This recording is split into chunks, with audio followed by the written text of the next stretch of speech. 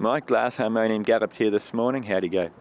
Yeah, really happy with him, Edward. We came here just for a good look around because he can be a pretty busy sort of horse, and got here and he was going to get on his toes a little bit to start off with, but then once he got mates around him and that, he settled in really good, and I brought him down for a really good walk in the parade area. You just get more time to do that here in these circumstances, and he really was relaxed and went out, worked, thought he worked really nice, seemed to handle the valley.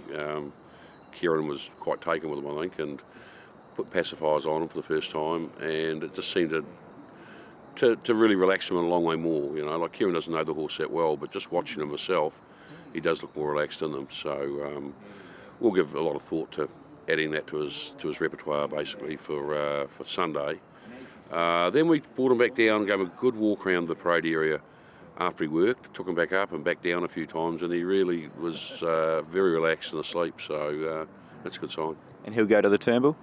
He'll go to the Turnbull. As long as he can make the field, they're all queuing up to get in.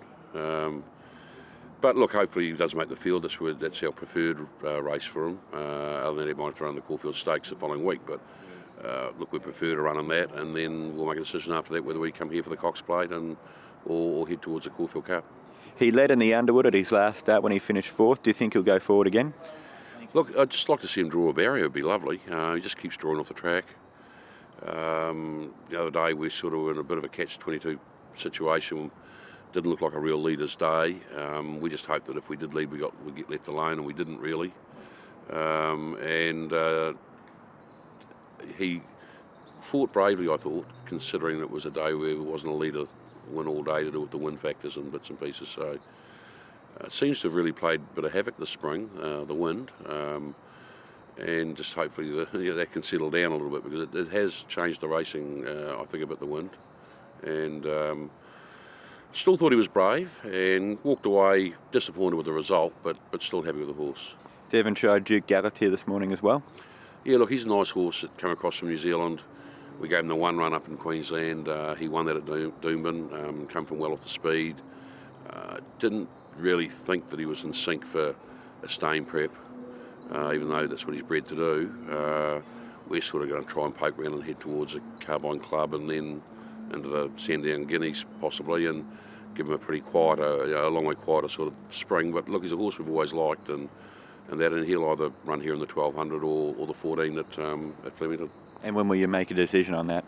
Look, we'll study the noms up a little wee bit. Had a bit of talk with Kieran after he rode him, and he wondered whether the 14 would be better for him. He just felt he mightn't be sharp enough for the valley here, so we'll look at the noms and have a bit of think about it and just see how he comes through this morning's gallop on that.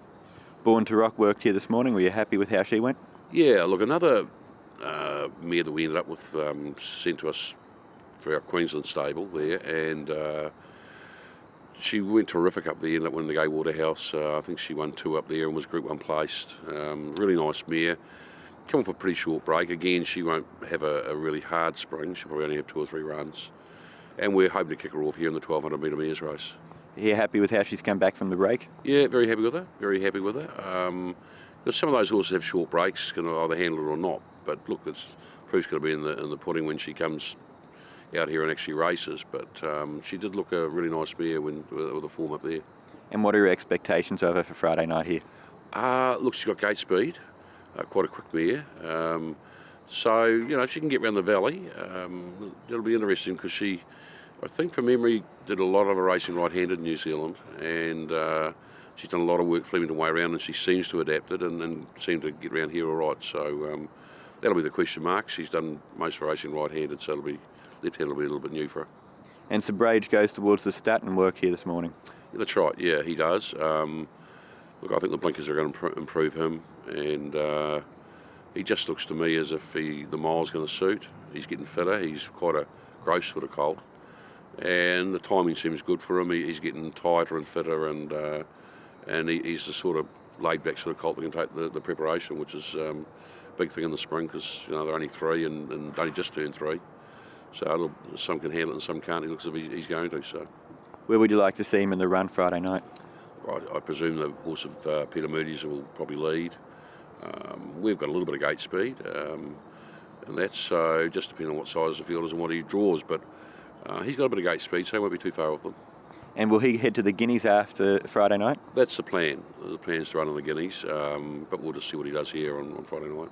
Just another thing to ask you, Mike. The Kiwis are doing well. We had Lion Tamer win last week.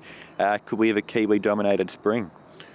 Well, look, Jimmy Shue looks pretty good horse. I think their very good horses will measure up. They mightn't have a lot of depth there, but they certainly have got 4 or 5 really good horses that are probably going to measure up here, I would think.